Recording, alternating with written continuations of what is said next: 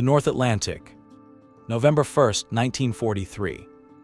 It is the dead of night, and the ocean is a chaotic, freezing hell. Waves 20 feet high are tossing ships around like toys in a bathtub. In this pitch-black tempest, two predators meet. One is an aging American destroyer, a relic of the First World War. The other is a Type 7 German U-boat, the silent assassin of the deep. But what happens next isn't a standard naval engagement. There are no long-range torpedo volleys. There is no calculated maneuvering from miles away. Instead, these two steel leviathans collide. Literally. For over an hour in the middle of a gale, an American destroyer and a German submarine are locked together in a jagged V shape, grinding steel against steel. The battle is so close, so intimate that the sailors aren't using heavy artillery. They are throwing empty shell casings. They are firing Tommy guns, shotguns, and even a flare pistol. It is a knife fight at sea, a brawl that would become one of the most violent, surreal, and heroic episodes in the entire history of the United States Navy. This is the story of the USS Borie and her final, legendary stand against U-405. To understand how a World War I destroyer found herself wrestling a submarine in the middle of the Atlantic, we have to look at the state of the war in late 1943. The Battle of the Atlantic had been raging for 4 years. It was the longest, most complex naval campaign in history. For years, German U-boats had ravaged Allied convoys, choking off the supply lines to Britain and Russia. But by 1943, the tide was turning. The Allies had cracked the Enigma code, radar technology had improved, and they had developed hunter-killer groups. These were task forces centered around a small escort aircraft carrier, designed not just to defend convoys, but to actively hunt down submarines.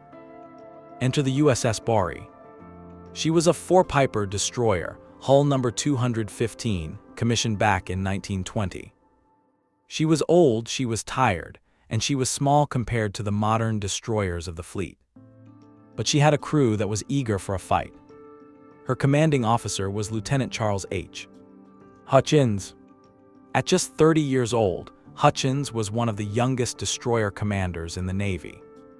His crew, mostly reservists, were about to be tested beyond their wildest nightmares. The Borie was part of Task Group 21.14, centered on the escort carrier USS Card. Their hunting ground was the waters north of the Azores. As October turned to November, the weather deteriorated rapidly.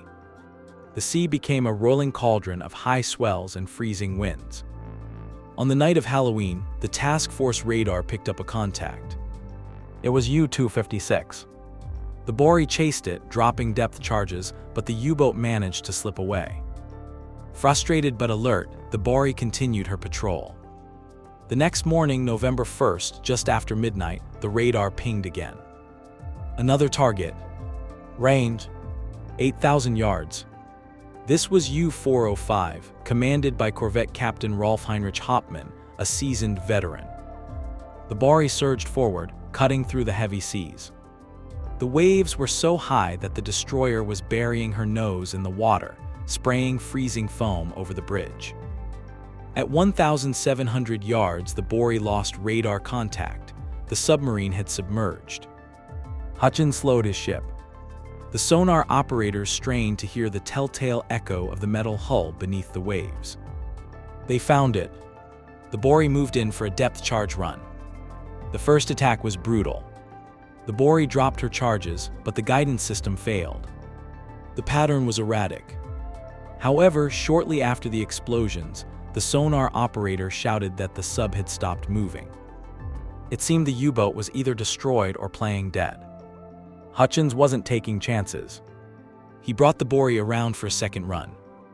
But before they could drop more charges, a strange thing happened. The U-boat didn't sink. It surfaced. U-405 erupted from the water just 400 yards from the destroyer's bow. It didn't surface to surrender. It surfaced to fight. The heavy damage from the depth charges had likely forced Hauptmann to bring his boat up, hoping to use his deck guns or torpedoes on the surface rather than die trapped in a steel coffin underwater. This was the moment the engagement shifted from a hunt to a brawl. As the U-boat broke the surface, the Borie's searchlight pinned it against the black water. The destroyer's guns opened up immediately. The 4-inch deck guns roared, and the 20mm Oerlikon anti-aircraft cannons began to chew up the submarine's hull. The Germans scrambled out of the conning tower, sprinting for their own deck guns. They were met with a wall of lead. The Borie's fire was accurate and devastating, sweeping the U-boat's deck and preventing the Germans from manning their heavy weaponry. But U-405 was maneuvering hard.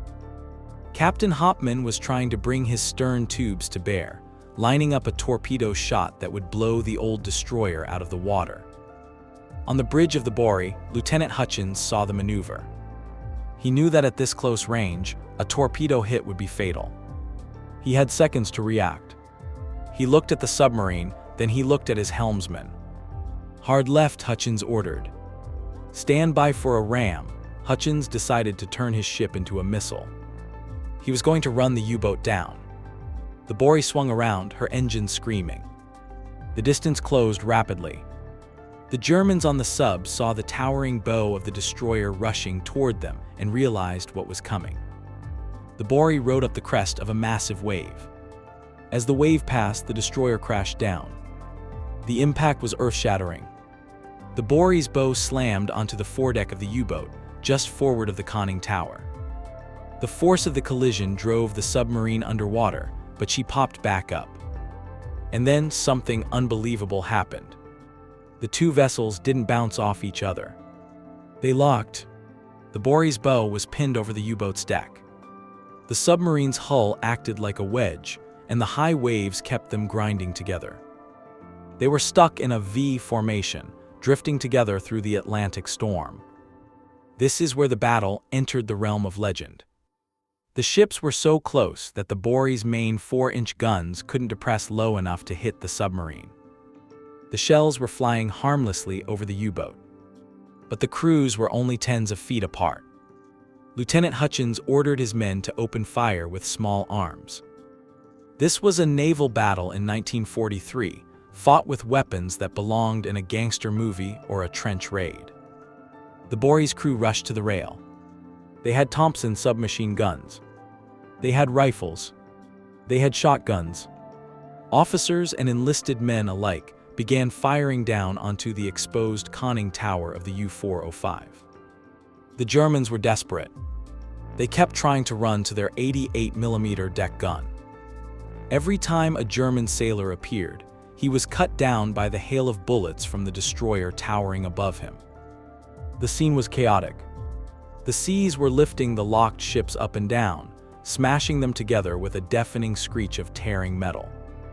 In the midst of the gunfire, a fireman on the Borie named David Southwick grabbed a flare pistol. He aimed at the U-boat's conning tower and fired. The flare lodged in the exhaust stack of the submarine, exploding and filling the enemy bridge with blinding smoke and fire. Another sailor, seeing a German attempting to aim a machine gun, threw a sheath knife. It struck the German sailor, causing him to fall overboard. It was primal. It was desperate. It was total war at zero range. For 10 agonizing minutes, they remained locked together. The Borie's engine room was taking a beating. The collision had opened seams in her hull. Water was pouring in. The forward engine room was flooding. The ship was shaking so violently that men were knocked off their feet. Finally, the rough seas tore the two vessels apart. The Borie backed away, her bow mangled, her engines struggling. But U-405 wasn't done. Despite being rammed, despite being raked with machine gun fire, the submarine was still afloat. She began to circle, her crew still trying to fight back. The U-boat launched a torpedo, but it missed the crippled destroyer. The Borie, now sluggish and taking on water, managed to bring her 4-inch guns to bear again. This time the range was right. A shell struck the U-boat's exhaust stack. Another hit the starboard side. At this point, the U-405 signaled surrender. The Germans began firing flare pistols into the air, star shells, the universal sign of distress. But in the confusion of the night and the ferocity of the battle, the Borie's crew didn't stop immediately. They had seen U-boats fake surrenders before. Moments later, the U-405 gave up the ghost. The submarine's bow rose into the air, vertical against the night sky. With a final, mournful groan, she slid backward into the depths of the Atlantic. She took Captain Hopman and all 49 of his crew with her. There were no survivors from the U-405. The battle was over, but the struggle for survival was just beginning for the men of the USS Borie. The old destroyer was mortally wounded. The ramming had shattered her bow. The collision had twisted her propeller shafts. The forward engine room was completely flooded, and the water was rising in the aft engine room. The generators failed, plunging the ship into darkness. For the next several hours, the crew fought a heroic damage control battle. They formed bucket brigades. They used hand pumps. They jettisoned everything they could to lighten the ship: ammunition, torpedoes, even the anchor chains.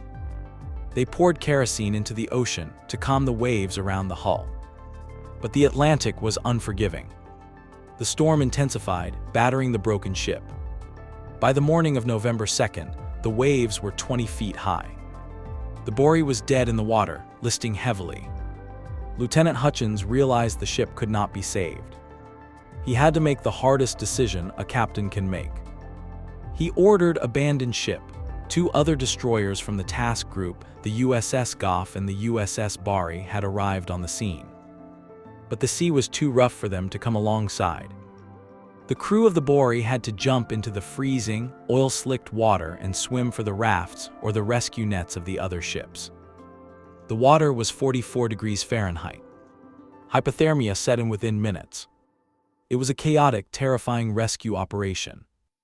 The waves were so high that the rescue ships would disappear from view, only to crash down moments later. Despite the heroic efforts of the Goff and the Borie, the ocean took its toll.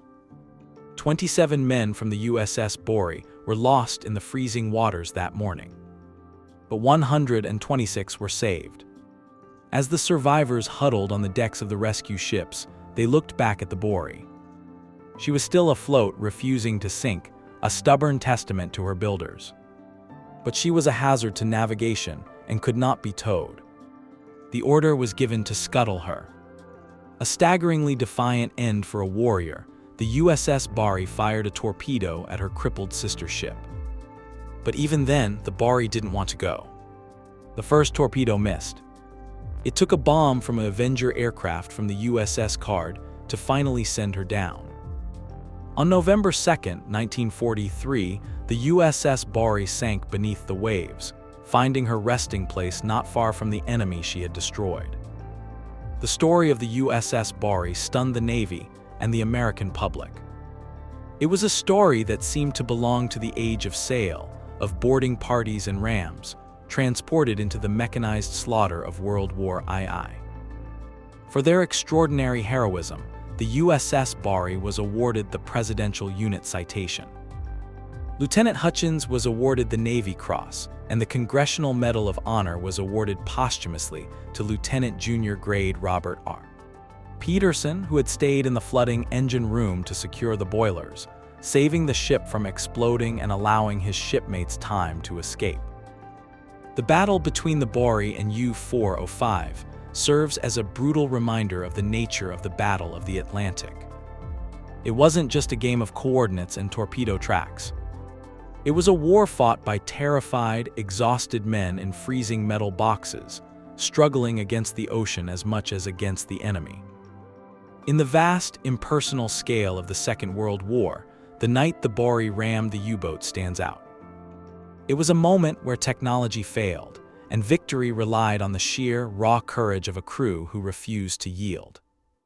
They turned an obsolete tin can into a weapon of blunt force trauma, and in doing so, they wrote their names into history. As the waters closed over the Borie, the Battle of the Atlantic ground on. But the spirit of that night, the hard left turn into the face of danger, remains one of the most enduring legacies of the United States Navy. Thanks for watching. If you learned anything, or if I at least entertained you today, please consider hitting the like button and subscribing. The almighty algorithm decides who gets recommended my videos based on the amount of views versus likes and subscriptions. I wish I didn't have to ask, but please do consider pressing like and subscribe.